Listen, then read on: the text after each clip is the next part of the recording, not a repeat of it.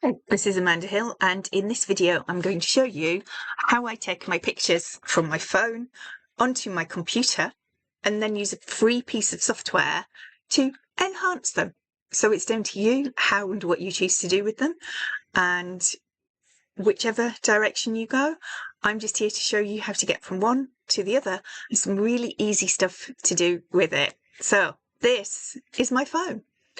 It is connected through a piece of software that you can just download straight on your computer, or you might already have it. So I am linked to an HP computer to my Samsung Galaxy 10. So as you can see, we are both on the same Wi-Fi, and then the software links the two together. My computer and my phone are not joined together with anything. They're just over the same Wi-Fi. So what it can now do is see all of my photographs, and you can see back to photographs. And here is a lovely little gentleman who I took a picture of today. Now, I've already had a little play with him, but this is what he started as. And just by clicking open, it gave me a free piece of software. And when you click into it here, I've still got loads of playing to do with this, but it's Microsoft Designer. Free on my computer. You might need to pay for it or whatever. So here is my lovely man. Shall we make it a little bit larger just by clicking the square box up here?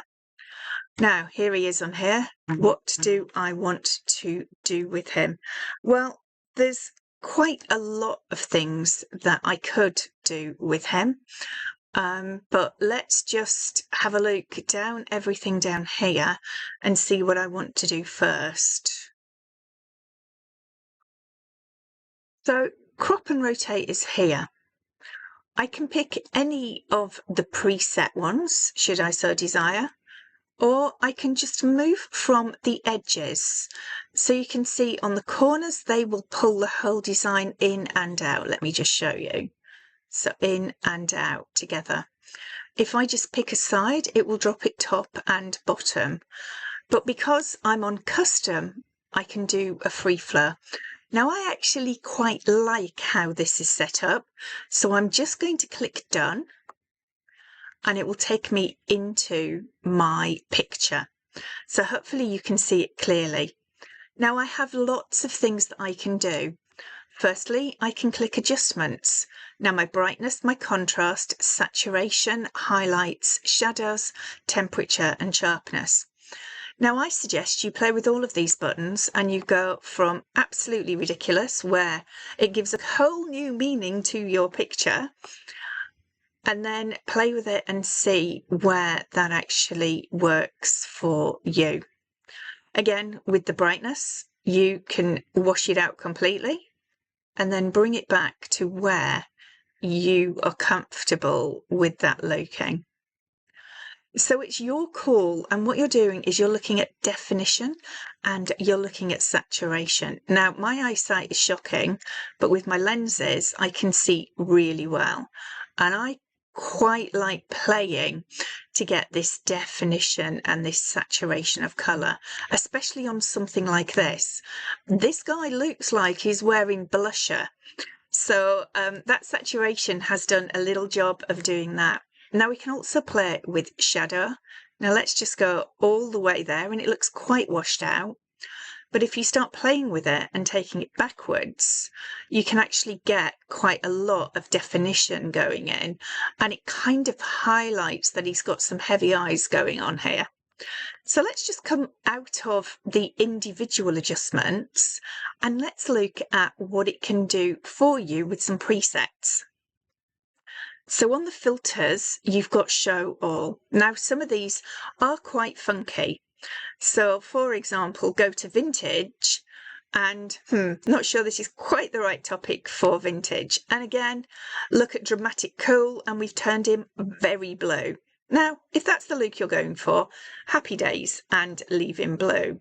So go and have a mooch through which of these give the effect or what you want to achieve with that particular picture. So he's quite moody and he's quite scary. So it kind of depends on what that looks like for you. Personally, I quite like the definition and sort of the pattern from all the different lines and the colours that are going on. So let's come out of filters, and we have a few things. Now, there's nothing to blur as a background here. If you didn't get it on your camera in the first place, this could put a blur in for you. There is nothing behind here. However, I might want a colour to go behind it. So I can either pick a colour that it's telling me is a suggestion for it, or I can pick a colour from the design. So let's go and have a look at what's going on in the design. So I could pick one of these colours out, or I could then just go and add a colour. Let's just click off you. Oh, that's quite dramatic. And I can actually potentially put a sky colour behind it. Now, I still think that's a bit too blue, but I might kind of get away with that for now. So let's just leave him there for now. Now, with Microsoft, you can get some free credits and you can get some paid for credits. So this is telling me it's going to use an AI credit. Now, I don't know how many I've got, but let's just use one anyway. And what it's going to do is take my picture and enhance it for me and then use one of my credits for it. So I have a Microsoft account, you get X amount of free credits. So if you're doing this on a big scale, perhaps you've got to be careful of what you're doing. But what it will do is it will make some improvements and give me choices. It will show me what it was beforehand, and it will show me what it's going to be afterwards. Now, I haven't tested this with anything major. In fact, I only found it a few minutes ago. So I can't see any major differences between these two. Maybe the back looks a little bit nicer, but I think I already had the edits where I particularly like them. But I'm going to take it anyway because I quite like the back a little bit better. Ideally, I would have liked a cloud background behind here, but I wanted the blue opposite the orange because they're opposites on a colour wheel and you can get a balance harmony going on there. If I wanted it more dramatic, I would have picked a different colour. But we have lots of effects, lots of filters that we can actually use from here.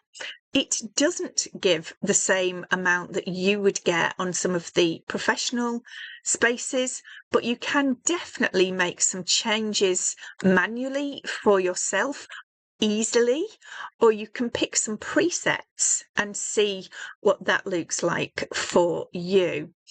You also have some funky little ones like Colourpop and things that you can have some fun with.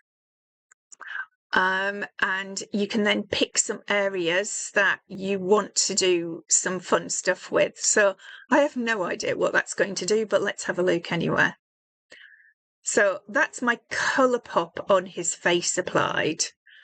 Now it seems to have then removed all of the colour from over here. So I'm not particularly loving the fact that it's just completely destroyed the rest of it. Let's put all of it on there and see what that's now going to do.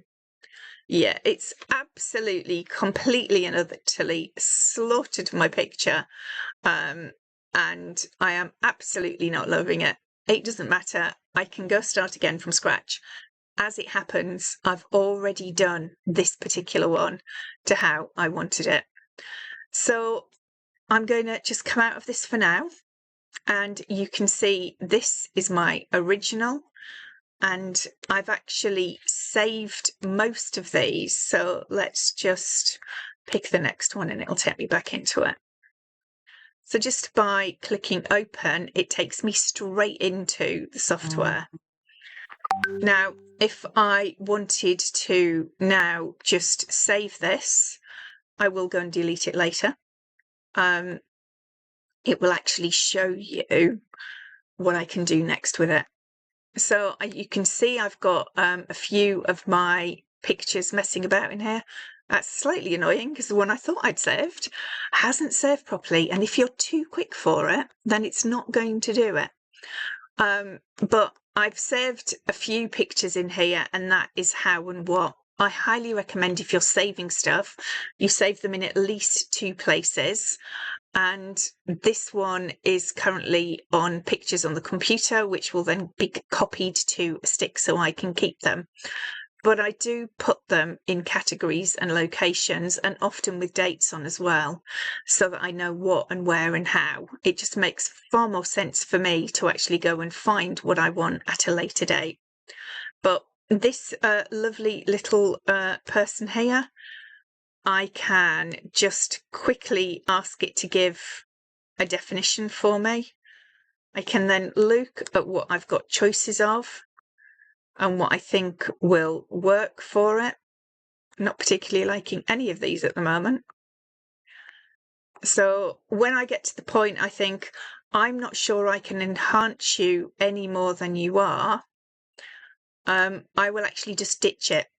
So if I'm going through it and thinking, right, I'm not sure that what I've got here is really what I actually want to achieve out of this, then I don't waste any more time on it. I just trash it. Now, usually you can make something out of what you've got, dependent on what it is you're trying to achieve. And quite often it's down to what you like, and I would ignore what other people are thinking. And sometimes stuff either makes you smile or it just makes you proud of something that you've actually created. So have a play, see what you can achieve, and yeah, it's all about what you want rather than pacifying anybody else, in my opinion. So yeah, this is all very manual. Still not particularly loving what I've achieved out of that, but I'm sure I could turn it into something quite funky if I really wanted to. Just go and have a play, bring your pictures in.